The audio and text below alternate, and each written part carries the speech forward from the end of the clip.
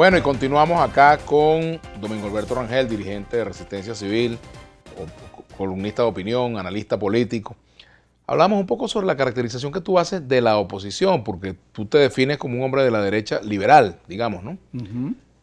Y decías que esta oposición, la oposición que conocemos, es una oposición más socialdemócrata que otra cosa, ¿no? Estatista sobre todo. Ajá. Porque para el estatista es importante que el gobierno tenga el poder sobre todo. Y esa es la definición de la izquierda. La izquierda, todas las izquierdas son estatistas. La nazi, la comunista, la socialdemócrata, la francesa, por ejemplo. Pero en cambio, la derecha no lo es. No tiene por qué serlo. Y aquí eso nunca se ha explicado al venezolano. Cuando el venezolano se le explica, entiende que hay una forma mejor de que el país, en vez de seguir haciendo informes forenses sobre las desgracias diarias que nos vienen ocurriendo, no de 20 años, de mucho tiempo atrás, pues empecemos a decir estamos cada año mejor. Ahora, Domingo, tú estás entonces a la derecha de la oposición. No, se están congregando alrededor de mí. Mira, nos estábamos reuniendo en la casa vieja nuestra de las Mercedes y ya no caben.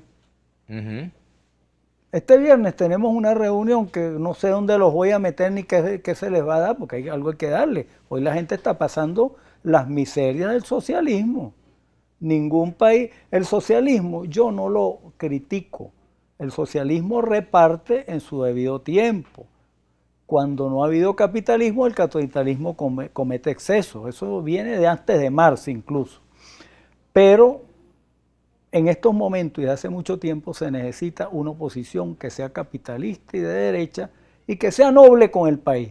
Por ejemplo, nosotros no decimos que es denigrante ir al diálogo con el gobierno. Nosotros podemos ir al diálogo con el gobierno y quienes nos han vetado los últimos años que hemos intentado ir ha sido la oposición esta, que no quiere que se siente alguien a dialogar con el gobierno, a decirle, mira, señor presidente Maduro, yo no vengo a pedir un rector del CNE ni un amigo abogado desempleado para que me lo metan de magistrado mío.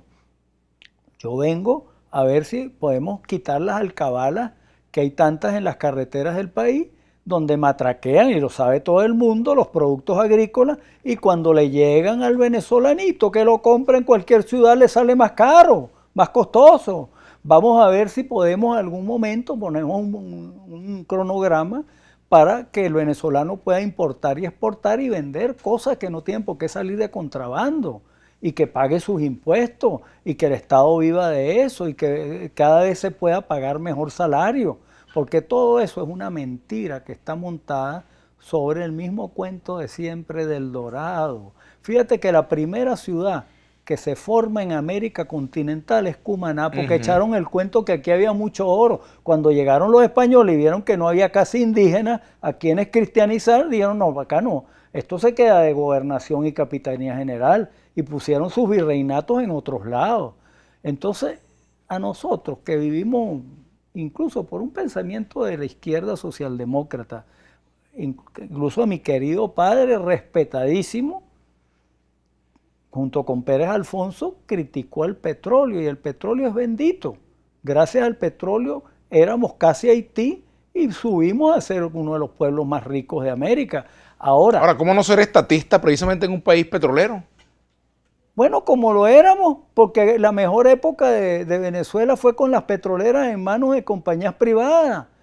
Aquí la debacle comenzó el día que Carlos Andrés Pérez, por populista, adelantó una nacionalización que venía de todas maneras en la ley para 1983.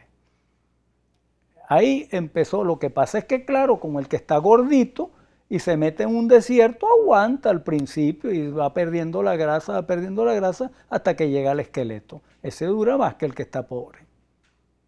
Entonces los venezolanos no hemos dado cuenta porque tuvimos 100 años viviendo mejor que nuestros hermanos latinoamericanos, Vladimir. Aquí se bebió whisky y se bebió champaña y se bebió el mejor ron del mundo. El ron nuestro es el único que a los 2 años es que puede llamarse ron. Cualquier ron cubano, nicaragüense o cualquier ron colombiano del Caribe, con 6 meses lo llaman ron, porque nosotros vivimos muy bien y eso yo no lo critico.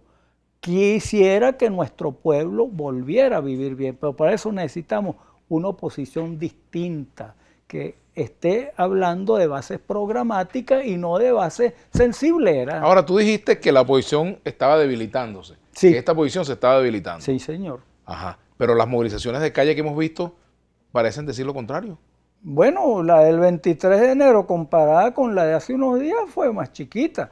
Y tuve, estos días me dio una... Fue más chiquita la última. Sí, una enfermedad, esa del estómago que da ahora, y estuve oyendo radio todo el día y escuché por casualidad cómo un corresponsal de una televisora competencia de Globovisión, que no le voy a hacer propaganda, como comprenderá, les dijo a una ancla de radio que quería que dijera que las protestas en el sur eran por Guaidó. Le dijo, no, por Guaidó no son.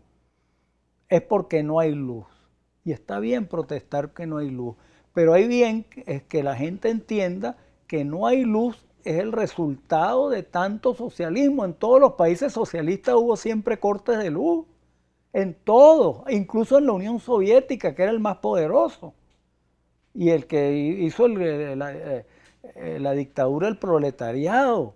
Ese país cayó porque vivía muy mal. Cuando uno veía las cosas que pasaban en la Unión Soviética, decía, esto no puede ser, Dios mío, en un país que es la segunda superpotencia del mundo, o en la China, que por tener ellos la bomba atómica murieron de hambre 20 millones de habitantes, y finalmente tuvieron que entender que, bueno, que en política son autoritarios, pero en economía son liberales, y se han enriquecido los chinos, y está bien que los chinos se enriquezcan, pero está bien que los venezolanos también.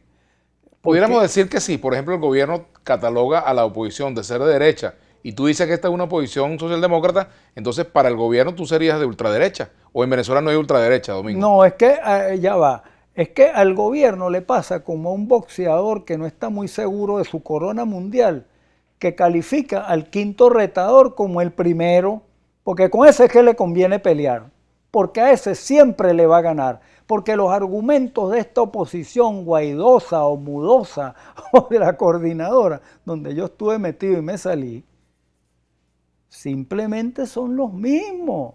Tenemos que hacer la pausa. Al regreso vamos a continuar conversando y me gustaría saber cuál es tu opinión sobre la estrategia de la oposición hoy a la luz de lo que el gobierno le enrostra de ser un instrumento de los Estados Unidos para desestabilizarlo. Vamos a la pausa y ya venimos con Domingo Alberto Rangel. Domingo Alberto Rangel, Domingo Alberto R es nuestra etiqueta del día de hoy. Domingo Alberto R a la 1, por supuesto. Ya venimos.